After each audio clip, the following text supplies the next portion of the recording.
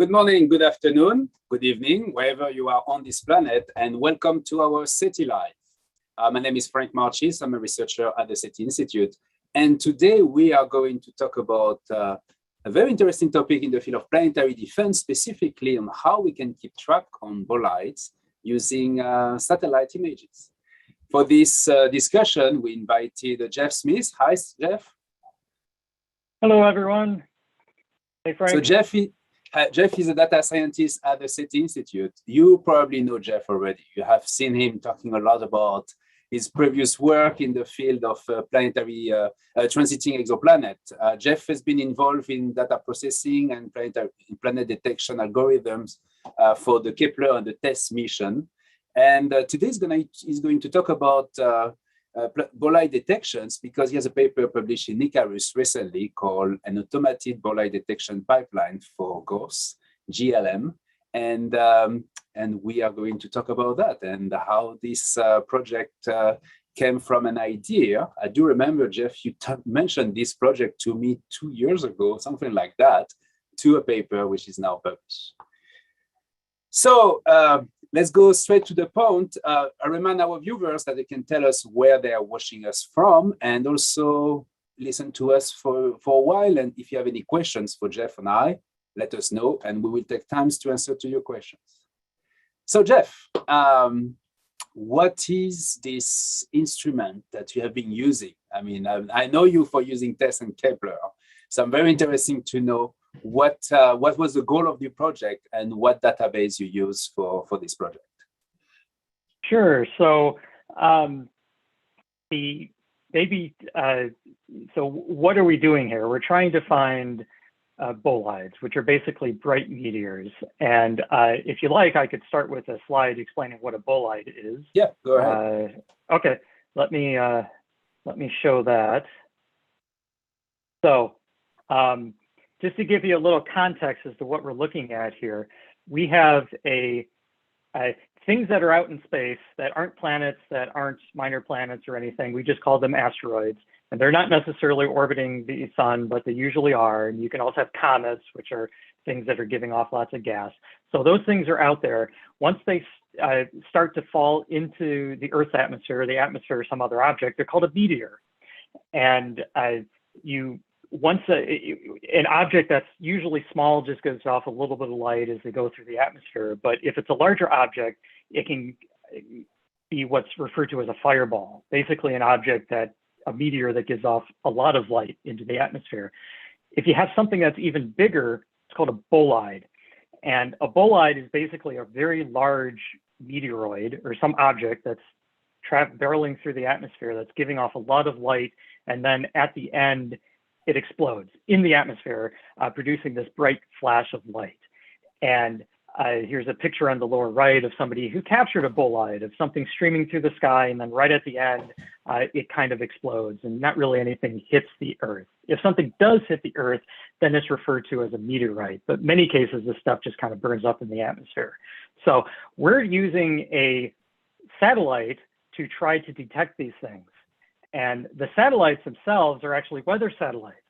They're GOES. They're operated by NOAA, and they're the Geostationary Operational Environmental Satellites. They're used for studying weather and meteorological issues. And on these, at least the two most recent ones, there's these GLMs, Geostationary Lightning Mappers. And as the name implies, they're intended to detect lightning. They detect little flashes of light in the sky, and they work really well at that. And we have two of those overlooking the Western Hemisphere right now. And in the lower left, you can see integrated over 10 years, the total amount of lightning that you see in the sky. It's a huge amount. It's hundreds of thousands, if not millions of lightning strikes that occur. Well, within this small number of within this large number of lightning is a small number of bolides, these flashes of light due to meteors that explode in the sky. And so what we've developed is a machine learning based detection pipeline that searches through all of this lightning going on and tries to find those needles in the haystack, the bolide events. And those bolide events, there's really not that many that occur. And so we have to sift through all this data in order to find them. So we are talking about 10 years of observations here that you collected you analyzed? Well, that figure that I showed there was 10 years of integrated lightning data. The GLM, the lightning instruments up there have only been up there for a handful of years. So, and our pipeline has been running for about 2 years now. Okay. So, I can actually show. Yep. Go ahead. Show. I was curious to see what exactly you see. So we're probably gonna show us that. So let me show you what we're actually seeing here and what we're actually detecting. So the events that we're detecting, we're finding a lot of these. Up before our pipeline started, people would find maybe a dozen bolides a year, not that many. I mean, they mainly used ground-based observatories, little cameras staring up from the ground, trying to find these things. And so the coverage really isn't that great. But as you can see in the upper left here, we have this huge coverage over almost the entire Western Hemisphere. And we're finding, over 2 years, we found over 2,600 of these bolides. And in the upper right, you can see an example of what do these bolides look like. They're really quick. This particular one lasted less than 0.2 of a second. It's just a little flash of light, and then right at the end, there's an explosion. Then you see a little contrail at the end, and then it dissipates, and that's it. And most of these happen over the ocean or somewhere away from people. So most of them are not recorded, but sometimes you get lucky. And here's an example of somebody in New Mexico who recorded video of one of these bolides that we also detected. So, yeah, before we continue, I just would like to thank our viewers. We have people watching us from Ohio, Omaha, Cape Coral, Glasgow, Scotland, Central Florida, someone from France, Los Angeles, Pakistan, UK, Colorado, Chicago. So we have people from everywhere around the world. So today we are talking about detection of bolides using geostationary satellite. And Jeff is going to continue this explanation, exactly what has been done in this case. Sure. So using, as I'm sure you've heard about machine learning and AI, artificial intelligence, things like that, machines can be really good at detecting things that can be difficult for humans. And in this particular case, we're finding the lightning strikes that you saw on the previous slide. There's millions of them that occur. And taking humans to have to sort through every single one of those to try to find the couple that happen to be a bolide that we're interested in is completely untenable. You can't do that. It just takes an army of people. But a machine can do that really easily. And so we use the NASA Advanced Supercomputing Facility, the Pleiades supercomputer at NASA Ames Research Center, and we take daily processing where we take all the lightning data that's detected in this GOES satellite and we process it through our pipeline using a machine learning classifier to try to disentangle between all the boring stuff, the lightning, which we don't care about, and the handful of bolide events that are actually really fascinating things. And the data that we collect looks like what's on the bottom of this figure. And so it's nowhere near as cool to look at. I mean, the video that you see in the upper right is an awesome thing to see, but it's not as useful for a scientist because I don't know what this camera was like that recorded this video. I don't know what their settings were. I don't know what the speed is. In fact, this video is sped up a little bit. So we need to have a little bit more precise scientific information. And these lightning sensors are actually really good at this because we can track the total amount of light, what's called a light curve, the total amount of brightness that this object is giving off as a function of time. And this will generate this light curve. And from that information, we can actually start to model and understand what is this object? How big was it? How is it breaking up? You know, was there multiple breakups? Did a little piece of it break off and then the rest of it continued on, then another piece broke off? You know, how did this happen? Did any of it hit the ground? You know, how high up in the atmosphere did it burn up? You know, this is the type of information we really want. So the data you see on the bottom looks boring, but it's actually really useful and it's very precise information. And we want to get this calibrated light curve so we can understand what this bolide actually looks like. So in short, like these light curves gives you some indication, physical indication on the bolide itself, its size. Exactly. Maybe, and also from multiple observations, I can assume you also have the orientation of and the altitude of the bolide. No, I noticed that some of them has been detected by both geostationary satellites. That's what you show on this graph, right?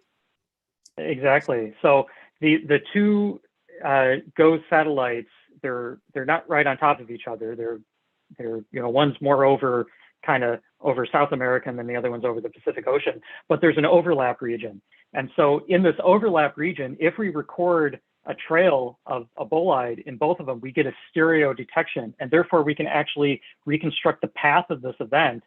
And that can both help, and just in case something hits the Earth, we can track it down and maybe recover it if it's not over the ocean. But also we can track back to see where it came from.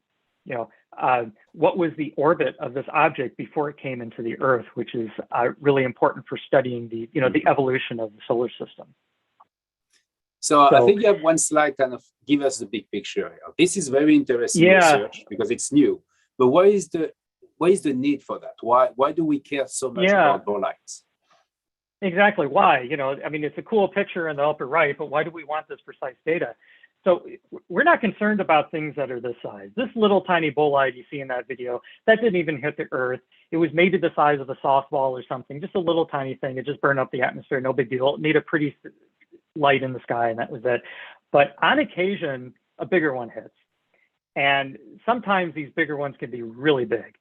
And just to give you an idea of what these things can look like, again, I didn't make these videos. There's a link to a YouTube video who actually made these really fascinating videos. On the bottom right is, I'm sure pretty much everybody now is aware that there was a giant asteroid hit the Earth that decimated the dinosaurs. Didn't kill off all the dinosaurs because dinosaurs are still here. We call them birds nowadays, but nevertheless, it completely decimated them, and it was a mass extinction event. This asteroid, called the Chicxulub impactor, if I pronounce that correctly, was around 10 to 15 kilometers. And you can see it scaled compared to the size of the city. It was huge. Those, fortunately, are pretty rare. But there are smaller ones. There's things called near-Earth asteroids. And these things can be only a couple hundred meters or even smaller in diameter. And there's one in particular called Apophis, which made the news recently. There was a concern a bit over a decade ago that this thing was going to hit us around 2029. And what would happen if this thing hit us? It's about 350 meters in diameter. It's a pretty big thing. It's about a little bit bigger than the Eiffel Tower. This could do some damage. But the question is, how much damage could this do? And in order to understand that, we need to figure out how much of this object burned as it went through the atmosphere. It was out in space, it's 350 meters in diameter, but as it enters the atmosphere, will it break up? Will it be a bunch of smaller things? Will most of them just burn up in the atmosphere? What will actually hit the Earth? And so that's why we want this precision information on bolides, because the big things like Apophis, if they hit the Earth, they're going to be very rare, maybe every 50,000 years. But the little things happen all the time. So we can collect the data from the little things, develop our models, and calibrate our models so that when we think a big thing is going to happen, we can use our models to assess what is the risk. And the risk can be pretty big. Here's my final slide I have here. Recently, NASA has organized an exercise to analyze what could happen if something the size of Apophis hit the Earth. And I want to emphasize, this is a hypothetical exercise. We're not saying this is going to happen. In fact, Apophis looks like it's not going to hit the Earth for at least 100 years, if not quite a bit longer. But if something would, how much damage would occur? And so this was a study to assess, if it would hit the Earth, what would be the area of the Earth that would potentially risk? And in this particular example, they picked a swath of the Earth that had a large number of people living in it. And if this object would have hit somewhere in there, how much damage would have occurred? Sadly, how many people would die? And how much damage outside of just the unsurvivable death zone? How much would the impact zone be? And so this is really important, but in order to properly assess this, you need to know how much of this object actually hit the Earth versus burned up in the atmosphere. So that's kind of how our studies line up with this greater idea of planetary defense. Hey, thank you, Jeff. So we are getting a lot of questions already. I have some as well. Maybe we could talk a bit about, you mentioned that this is a machine learning algorithm. Sure. Question that will come right away is, how did you train your algorithm? What data set did you use? And what is the accuracy of the detection precision, or whatever you want to call it, for this algorithm? It sounds like we have a data scientist on the line. These are wonderful questions. So we're using supervised learning. So we started out with a very classical filter pipeline where we used our brains to try to figure out what are the features in the data that we want to find. And we tuned a manual filter, as we call it, to pick out the data in the lightning data that we thought might be interesting. And in time, we started to fine tune these filters to pick out the things we're more interested in. And once we got to a point where we were good enough that we could find the bolides, in addition to all the other stuff we're not interested in, we started running this rudimentary pipeline. And this collected tens of thousands of events. It was a lot of events. And the vast majority of them were not bolides. It was just lightning or other instrumental artifacts or glints from the sun or things like that. So it was tens of thousands of things, and only a small fraction was bolides. So this was the manual part. This was the supervised part. A bunch of humans had to look at all this data and figure out, yes, that's a bolide. No, that's not a bolide. No, that's not a bolide. And occasionally we find a good one. And we categorized our data that we had between bolide and not bolide. And again, the bolide was just like a couple thousand, and the not bolide, less than that, just hundreds of events. And the not bolide was tens of thousands of events. Once we got to that point, we had enough data, or what's called training data, so that we could now use a machine to replicate what the humans were doing, but no longer it being a manual process. We can automate it and use a supercomputer to find it. So we had our training set, and then we showed this to a machine learning classifier. We're using a random forest, which it doesn't have the sexiness that a neural network does, but random forests are still very powerful classifiers. And we were able to train this random forest in order to disentangle between the small number of bolides and then the large number of boring stuff like lightning. And then we did this a couple iterations until we got to a point where we are right now, where we can get about 70–80% precision.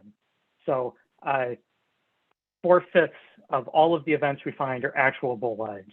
So there still is a human in the loop. There's still a human that looks at them, and occasionally if it screws up, we don't pick them. But instead of looking at thousands of events a day, we're looking at like 5 events a day or 10 events, and it's much more manageable for a human. Of course, at some point we want to get to it be fully automated, and that's going to be the next step.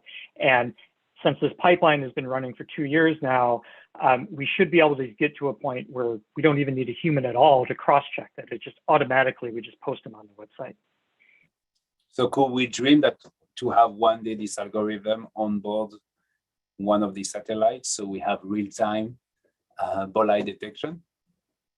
Yeah, there is filtering that occurs on the spacecraft itself, on the instrument, so they can't bring everything down. And the instrument is tuned for lightning. And so we were able to demonstrate that even though it might corrupt the data a bit, it keeps it enough that we can identify the objects. Now, NOAA has its own ground segment processing that takes the raw data from the spacecraft and processes it in order to calibrate it for lightning. And that doesn't work well for what we want. So in addition to creating the detector that I presented today, there's other people in the team that are working on recalibrating the data for bolides, because the brightness of a bolide is different than lightning. A lightning is a flash in the sky, whereas a bolide is something that gets brighter, brighter, brighter, and then decays away. The altitude of a bolide is typically around 70 kilometers, where lightning is typically around 10 to 20 kilometers in altitude. So we really need to recalibrate this. But even without the calibration, the data is there and we can detect the bolides. Once we find them, then we can go back and recalibrate them to get the calibrated light curve. Okay, thank you. So we have a question about the distribution of these bolides into the map that you show. Do you see any homogeneity, or do you see that some bolide seems to come from some specific area of Earth, or also temporal variation? Do you see as well some spike of variation from those bolides? Wonderful question. Everyone's heard of meteor showers. You have this background of meteors that are always coming in, but occasionally you get this shower of events. And a meteor shower is typically due to the Earth passing through the debris field of a comet. And as we've had pretty much every single meteor shower, there's a comet that's associated with it. Some of the bigger ones is like the Leonid is a very, very prominent meteor shower. The Perseids is another one. So we can detect meteor showers. And as the Earth passes through the debris field of one of these comets, the number of things we detect really shoots off. And you can do analysis of the bolides, or even all the meteors that we find. Where are they coming from? The Leonids are called the Leonids because from an observer on the Earth, it looks like it comes from the constellation Leo. And because we have this stereo region where we can triangulate and get the position and the trajectory of the object, we can see, oh yeah, that is coming from Leo, or it's not coming from Leo, it's coming from somewhere else. So in addition to the planetary defense bent of this work, there's also the planetary science part, which is that you can just do an analysis, a statistical analysis of all the bolides hitting the Earth and seeing where they come from. Are some meteor showers, do they have more bolides than others? And again, most of the ground-based observatories aren't really looking at bolides. They're looking at meteors because they're smaller and there's a lot more of them. But because we're looking at an entire hemisphere, we can collect the actual bolides. And there could be, sometimes there's the chunkiness, the size of the objects in the debris field that the Earth passes through could sometimes have more big things than small things. And we're not really collecting that data with the ground-based observatory. So it really complements that data set. And this can help us in our understanding of, the evolution of the solar system and what is still out there, and what is the distribution of dust that's out there, distribution of meteoroids out there in the solar system. Yeah, there is a paper showing basically that there is a difference apparently between different type of meteor shower based on what has been producing this meteor shower. Is that young comets, old comets, or even asteroid fragmenting? So this is a kind of information we can get by studying those bolides as well, using this technique. So there is a very interesting connection between observing those activity in the upper atmosphere with what's really going on in space, and that's the way we can understand what kind of material, for instance, is ejected from those asteroids or those comets. We have another question about the color. Can you get any information about the color or the composition of those bolides based on this observation? Yeah, so another really good question. The instrument we're using is basically looking at a particular frequency of light. It's one of the oxygen excitation lines in the atmosphere. So it's 777.4 nanometers. So we're not actually looking at the spectrum of light of these objects. We're just looking at a very narrow band frequency. So we directly can't mention the spectrum of these objects. There are other instruments that can, and it's definitely true that by looking at how the light given off as these objects enter the atmosphere, you can get an idea of the composition of them. What are the metals or materials or rocks or whatnot in them?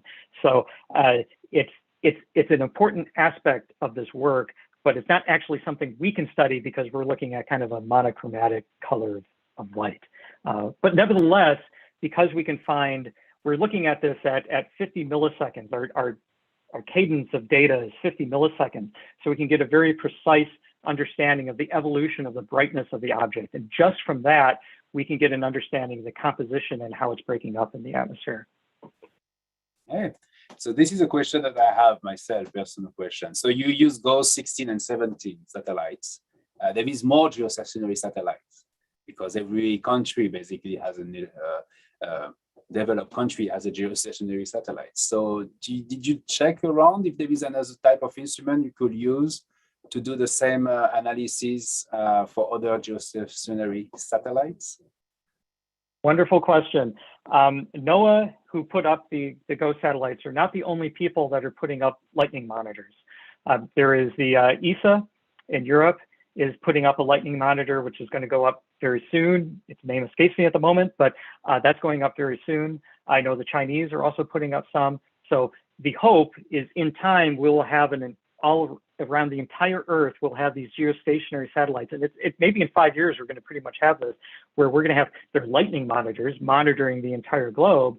But with that data, we should be able to do the exact same thing we're doing right now. And in fact, we want to start up a collaboration with the ESA team that's developing their lightning monitor, their instrument, to see if we can port our software so that we can run on their instrument as well. So yeah, exactly. We don't want to just look at the Western Hemisphere. We want to look at the entire planet. And we're just on the cusp of being able to do that. So we have an audience who really like to, we're truly listening to us because this sensor brought some more questions. So one of the questions is that, okay, now we may be able to do that for the entire planet Earth. What about other planets? What about Mars and Venus? Can you do the same kind of analysis and see those bolides impacting planets in our solar system? Yeah, in principle, you can. You just need a spacecraft with the proper sensor staring at it. You can detect meteors hitting other objects, as there's been some famous cases of this happening, but you have to stare at it continuously. So we do have observatories orbiting Mars, and in principle, if we had the right instrument on it, we could detect these on Mars. The critical thing here is, as you saw in that little video I showed, is they last a fraction of a second. So most of the type of Martian observatories that are up there, they're not recording at 50 milliseconds. So you'd have to be really lucky to find one. But in principle, if we wanted to, we could put one up there. I wonder, is one of these new missions that will be launched to Venus will have this kind of capabilities? Because I do remember lightning was a very important part of the study of Venus atmosphere. So maybe there will be an instrument like that. Hopefully, yeah. There are certainly people planning things like this. We want to understand, because people are not just interested in meteors entering these other atmospheres like Venus. We want to see what is the weather patterns on them. And so there's definitely people that want to study the weather on Venus. There might even be life in Venus up there floating in the clouds. So we want to put those instruments up there. All right. So maybe one day we will basically be able to detect meteors hitting exoplanets when we have better instruments capable of observing those exoplanets. But that would be probably far away in the future, right? It would be wonderful.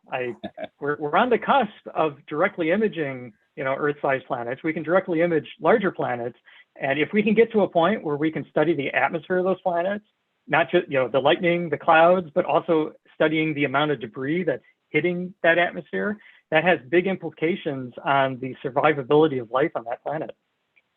All right. So let's go back to the reality. Yeah. This project was funded by NASA. Is that correct? Yeah. That's correct. It's funded through the PDCO, the Planetary Defense Coordination Office. Okay. And this larger envelope office is tasked with studying the threat of Earth due to asteroids. And they do many different things. There's near-Earth object observatories that are trying to find as many objects as possible. So they're doing that aspect of it, trying to find the big things, but they're also funding work like us, which is trying to assess, how does it, enter the atmosphere and break up. And was it difficult for you to have access to the data set like from NOAA? Is that? Fortunately not. The NOAA data set is publicly available. And so anybody can go onto a NOAA website and actually download the data that we use. You do have to set up a special data stream to get it as fast as we do, but the data is available daily for anybody to look at. We can get it real fast, and in principle, we could detect these objects within a minute of them happening, but the data is available daily. And so in principle, anybody could do the exact same thing we're doing. The data is public. Right. That's a good challenge. And also our data is public. Our data is public as well. And on one of my websites, I posted the website. Let me actually share that again so people can see the website. It's neil-bolide.ndc.nasa.gov. So anybody can go to that website and see the data and all the bolides that we're detecting as well. All right. And maybe create a better algorithm, since now they have a better training data set, of course. So that's interesting that this data science can grow like that, basically from the first algorithm, get a better one over time. I do like that. Exactly. It's an iterative thing. It's people talk about AI and how wonderful it is, and it is wonderful, but it's not done in a vacuum. You start out with something much more rudimentary, and then you play with it a bit, and then you kind of iterate between the humans tuning something and then the machine getting better, and you work back and forth, and in time you do this iteration until you get better and better. And that's what we're happening here. Every time we deploy a new pipeline, the precision of our detector is getting better and better. And right now we're about 80%, but maybe next time we're at 90, 95. So. All right, that's a very good way to conclude this. So what's your next challenge, Jeff? What's your next big project? Can you tell us what you want to work on in the future? I have some ideas. I'm not sure if I should say it because it's pending funding at the moment, but I have many ideas. Data science is a fascinating topic. It has applications in so many different fields. I started out in particle physics and accelerator physics, designing particle accelerators. For the longest time, I worked on the Kepler mission, detecting planets. This project is trying to detect bolides in the atmosphere. And the application is different, but this general topic of data science can be applied in so many different ways. And so it's fun work. And there's never going to be it's never the difficulties and challenges and the topics to work on is never going to end. Good. So I'm sure I'm gonna hear about you pretty soon. Another casual encounter in the hallway where you're gonna tell me, "Oh, I'm working on this," and then a few months later we're gonna have a SETI Live about it. So thank you very much, Jeff, and see you soon at SETI Institute or elsewhere. So this was the SETI Live with Jeff Smith, researcher at the SETI Institute, and myself. So don't forget, SETI Institute is a non-profit organization. We love sharing the wonder of space and data science from time to time, talking about our work to search for life elsewhere in our galaxy and also to protect our planet. So if you want to support us, an easy thing is basically watch this video, share it, comments in the bottom, join our social media. We are on everything, every platform you could imagine. And if you feel generous and you want to help Jeff to buy a better computer for his research, for instance, you can also make a donation at seti.org/donate. Thank you very much for your donation and your help and your interest into our research. Bye again, Jeff, and see you soon. Thank you, Franck.